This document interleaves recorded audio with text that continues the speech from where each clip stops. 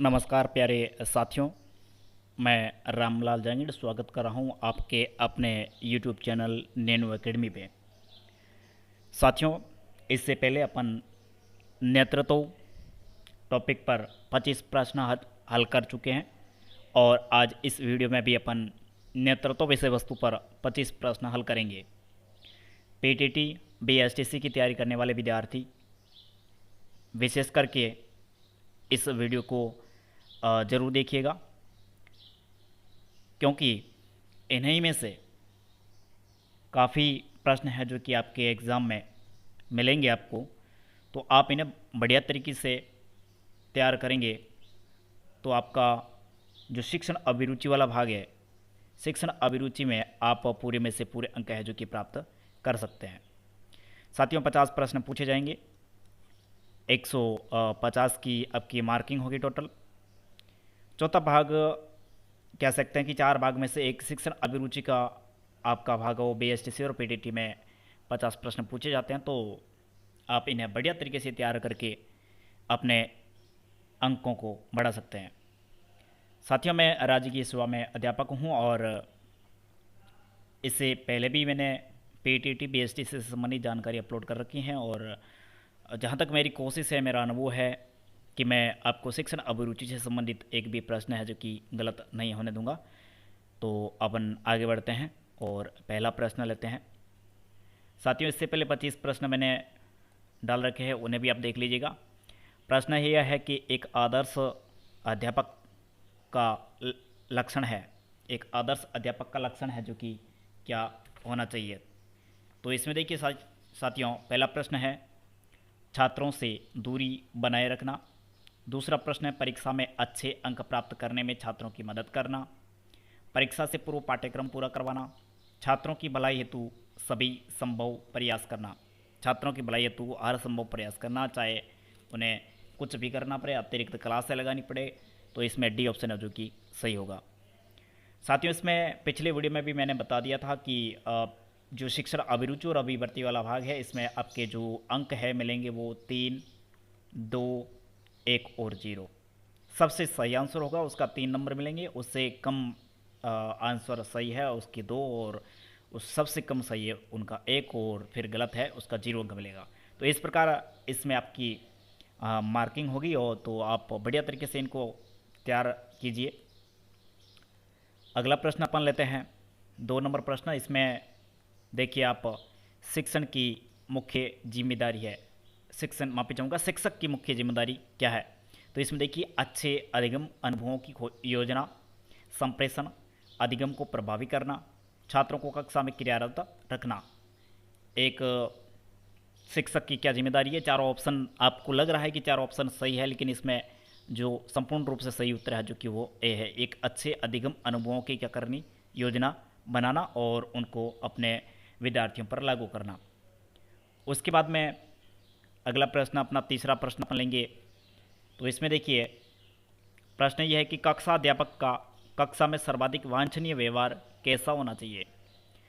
एक कक्षा अध्यापक होता है, आप कक्षा अध्यापक है, और आपका सबसे वांछनीय व्यवहार है जो कक्षा में किस प्रकार का होना चाहिए। अति नियमनिष्ठ, आक्षेपनीय, प्रजातांत्रिक और कक्षा में उत्तरदायी। तो इसमें प्रजातांत्रिक आपका जो व्यवहार है जो कि कक्षा में होना चाहिए। उसके बाद में अगला प्रश्न लेते हैं, चौथा प्रश्न, जिसमें देखिए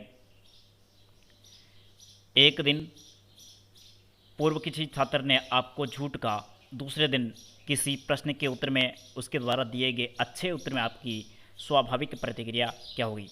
एक दिन किसी बच्चे से आपने प्रश्न पूछा, तो उस बच्चे ने आपको उसका उत्तर है जो कि गलत बताया, लेकिन दूसरे दिन बहुत ही बढ़िया तरीके से उस बच्चे ने उत्तर दे दिया। तो आप क्या करेंगे, आपकी प्रतिक्रिया क्या रहेगी। तो इसमें देखिए आप इसे स्वीकार कर प्रशंसा करेंगे, आप दूसरे छात्र द्वारा इसकी जांच करेंगे, आप इसकी उपेक्षा कर देंगे, यह जानते हुए भी कि उत्तर सही है आप उसकी जांच शुरू कर देंगे।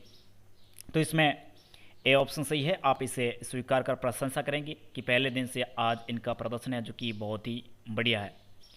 उसके बाद में अगला प्रश्न अपन लेंगे, यदि किसी विद्यार्थी को यदि किसी विद्यार्थी को पढ़ाया जा रहा हो और उसको न समझ में आ रहा हो तो अध्यापक को क्या करना चाहिए? किसी विद्यार्थी को आप पढ़ा रहे हैं और उसको समझ में नहीं आ रहा तो आपको क्या करना चाहिए?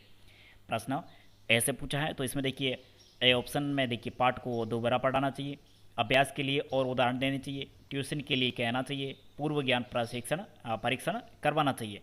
तो इसमें देखिए समझ में नहीं आ रहा है तो आप पाठ को दोबारा पढ़ाइए, दोबारा भी समझ में नहीं आ रहा है तो फिर अन्य गतिविधियाँ कर सकते हैं आप।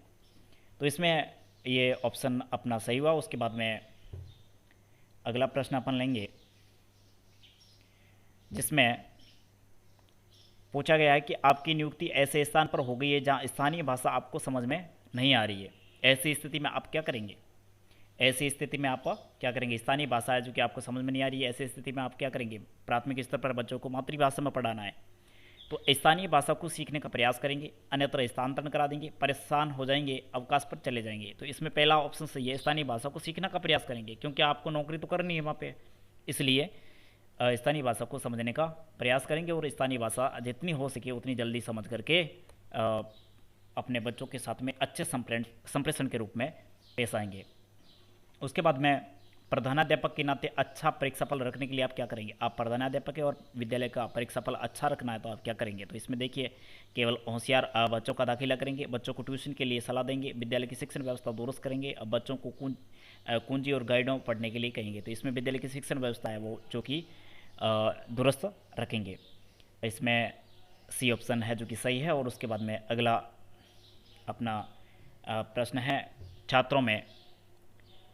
छात्रों में बड़ों के प्रति आदर की भावना के विकास के लिए क्या करना चाहिए? छात्रों में बड़ों के प्रति आदर भावना भरनी है तो क्या करेंगे? तो शिक्षक को स्वयं अपने से बड़ों के प्रति आदर्श है जो कि प्रस्तुत करना चाहिए, कक्षा में उपयुक्त उदाहरण देना चाहिए, आदर भाव के महत्व को बताना चाहिए, अभिभावकों को ये जिम्मेदारी स्वीकार करनी चाहिए। तो इसमें देखिए शिक्षक है उनको ही स्वीकार करना चाहिए और उन्हीं को स्वयं को बड़ों के प्रति आदर्श है जो कि प्रस्तुत करना चाहिए, जिनकी वजह से वो छात्र है उनमें आदर्श भावना का विकास है जो कि कर पाएंगे। तो ये अपना प्रश्न हुआ। उसके बाद में अगला प्रश्न अपन लेते हैं। इसमें देखिए यदि आपके घर वालों को आपका अध्यापिका बनना पसंद नहीं है तो आपके घर वालों को अध्यापिका पसंद नहीं है, विभिन्न प्रकार की बातें करते हैं कि लड़कियों का काम तो घर का काम करने का होता है, समाज में लड़कियों का कोई महत्व नहीं है, इसी प्रकार घर परिवार में बातें चलती रहती हैं और आपके घर वालों को अध्यापिका बनना क्या है पसंद नहीं है तो आप क्या करेंगे? तो अध्यापिका बनने का विचार है जो कि छोड़ देगी, घर वालों को कोई परवाह नहीं करेगी, अध्यापन कार्य के पक्ष में तक दलील देगी, इनकी इच्छा अनुसार कोई दूसरा व्यवसाय कर लेगी। तो देखिए अध्यापन कार्य के पक्ष में क्या करेगी? आप दलील देगी। इसमें सी ऑप्शन है जो कि सही है।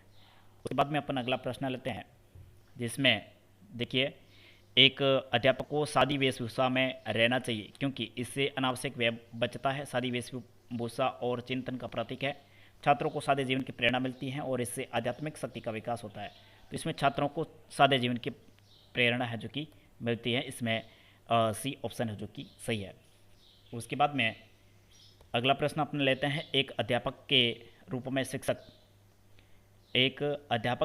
शिक्षक अभिभावक एसोसिएशन में आप सक्रिय भाग लेंगे, प्रधानाध्यापक का पक्ष स्वीकार करेंगे और स्कूल की गलत नीतियों का भंडाफोड़ करेंगे, अभिभावकों को सावधान रहने के लिए कहेंगे। तो इसमें देखिए एक अध्यापक के रूप में शिक्षक अभिभावक एसोसिएशन जो कि पेरेंट्स टीचर मीटिंग होती है, तो ये एसोसिएशन है, हर महीने मीटिंग करता है। तो इसमें आप क्या करेंगे? आपकी क्या भागीदारी रहेगी? तो आप सक्रिय रूप से क्या करेंगे? भाग लेंगे।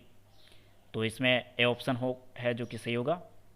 अगला प्रश्न अपना रहेगा जिसमें देखिए किसी छात्र को पीट देने के बाद पता चलता है कि वह निर्दोष था, तो ऐसे में आप क्या करेंगे? कभी कभार क्या होता है विद्यालय में अपन किसी निर्दोष छात्र को पीट देते हैं और फिर पता चलता है कि बेचारा इसकी तो गलती कुछ भी नहीं थी, फिर क्या करेंगे आप? तो कोई चिंता नहीं करेंगे, पश्चाताप करेंगे, छात्र से समायाचना करेंगे, छात्र में एकांत में अपने भूल प्रकट करेंगे। तो छात्र से कहेंगे एक आध में ले जाके कि गलती से आपकी क्या हो गई है, पिटाई हो गई है और आपकी इसमें कोई गलती नहीं थी, उसके बावजूद भी हमारे से गलती से आपकी क्या हो गई, पिटाई हो गई। इसलिए समय याचना के प्रति अपन व्यवहार प्रकट करेंगे इस प्रकार का।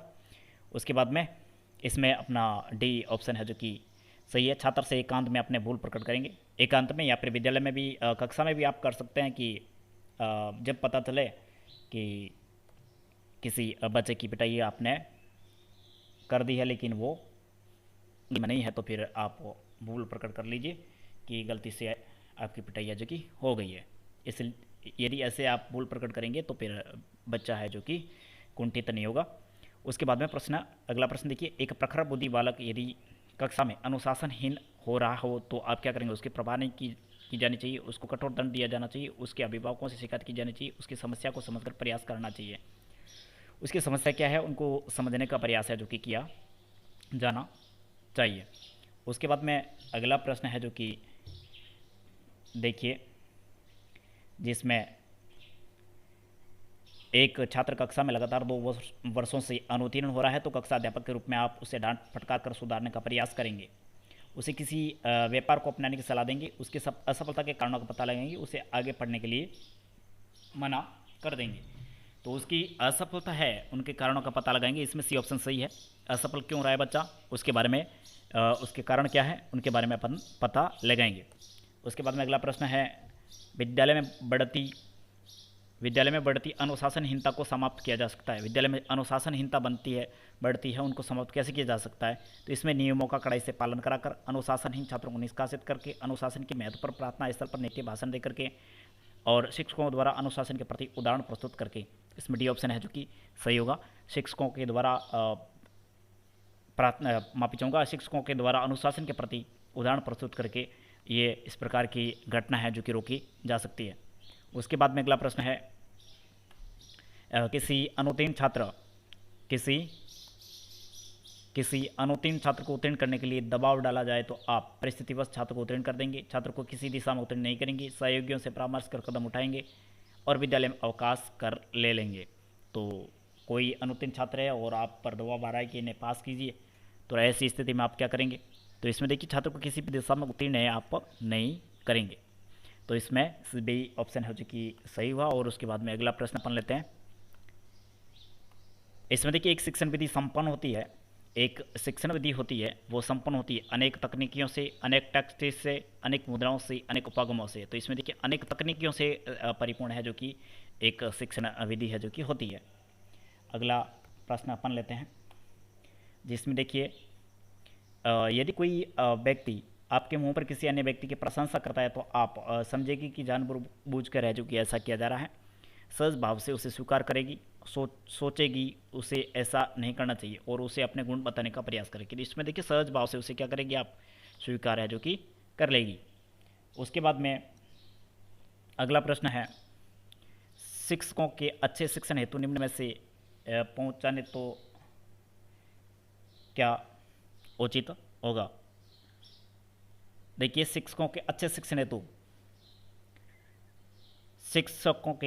माफी चाहूँगा, लेखन त्रुटि की वजह से प्रश्न सही तरीके से छपा नहीं है। लेकिन एक शिक्षक होता है, उनकी अच्छे शिक्षण हेतु निम्न में से आप क्या करेंगे? निम्न जो कारण दे रखे हैं इनमें से आप क्या करेंगे? समय समय पर उनकी क्या करेंगे?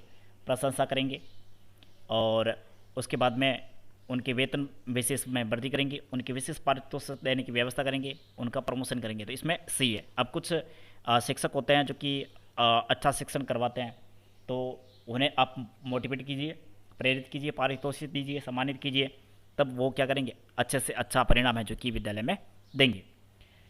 उसके बाद में अगला प्रश्न देखिए, अगला प्रश्न लेते हैं अपन। इसमें देखिए, आपके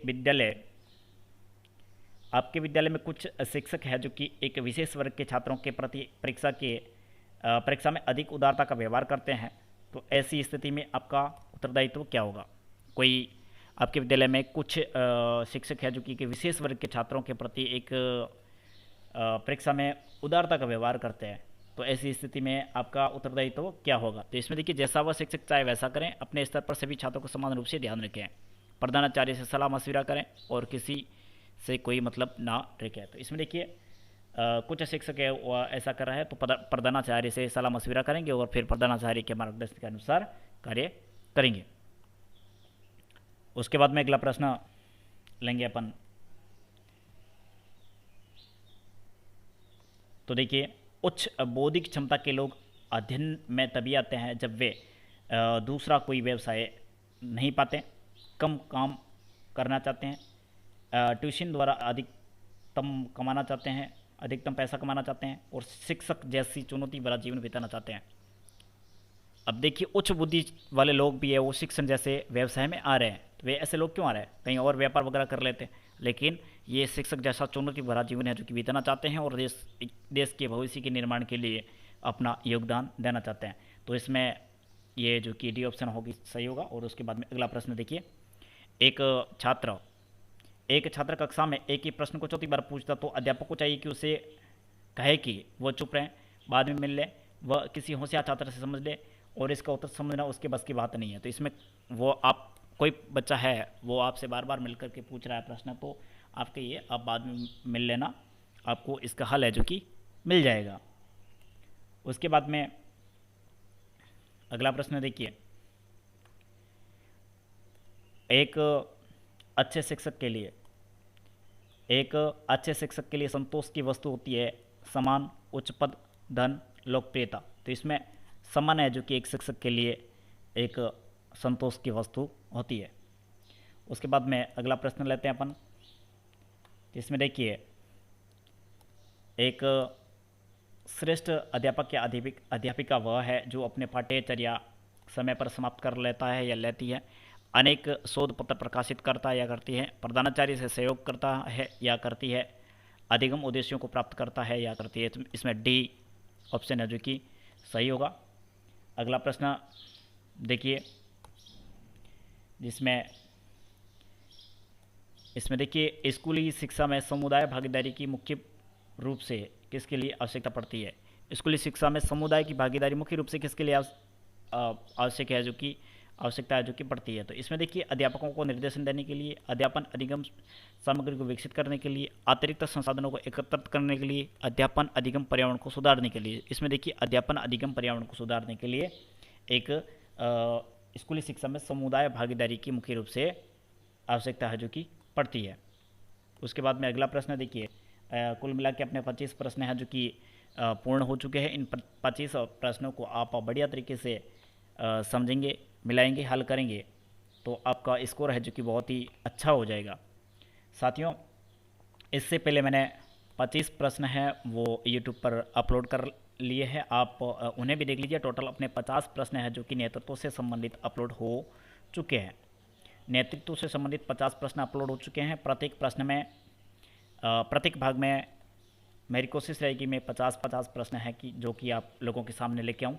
टोटली एग्ज़ाम में आपके 50 प्रश्न पूछे जाएंगे और इन 50 में से मुझे लगता है कि लगभग पूरे के पूरे प्रश्न या फिर संबंधित 50 के 50 प्रश्न आपको मेरे इन क्लास में से आपको उपलब्ध हो जाएंगे। इसलिए सारे वीडियो बढ़िया तरीके से आप लोग समझिए, बढ़िया तरीके से देखिएगा और अपने दोस्तों के साथ में भी साझा कीजिएगा, उनको भी इनका फ़ायदा हो और हमें भी इनके साथ में, हमें भी आप जितना ज़्यादा वीडियो आगे शेयर करेंगे तो हमें भी प्रोत्साहन मिलेगा। धन्यवाद साथियों। अगले वीडियो में अपन और इससे भी बेहतरीन जानकारी के साथ में, बेहतरीन प्रश्नों के साथ में मिलेंगे। इससे पहले और बता देना चाहूँगा आपको कि मैंने 400 से ज़्यादा प्रश्न हैं जो कि बना रखे हैं। उन्हीं प्रश्नों को मैं आपको शिक्षण अभिरुचि से संबंधित सारे प्रश्न जो पीटीटी और बीएसटीसी लेवल के हैं उनको मैं हल करवाऊँगा। इसलिए आप ज़्यादा से ज़्यादा वीडियो को अपने मित्रों के साथ में साझा कीजिएगा। ज़्यादा व्यूज़ आएंगे तो फिर हमारी कोशिश भी रहेगी, हमें भी प्रोत्साहन मिलेगा आगे वीडियो क्लास उपलब्ध करवाने की। धन्यवाद।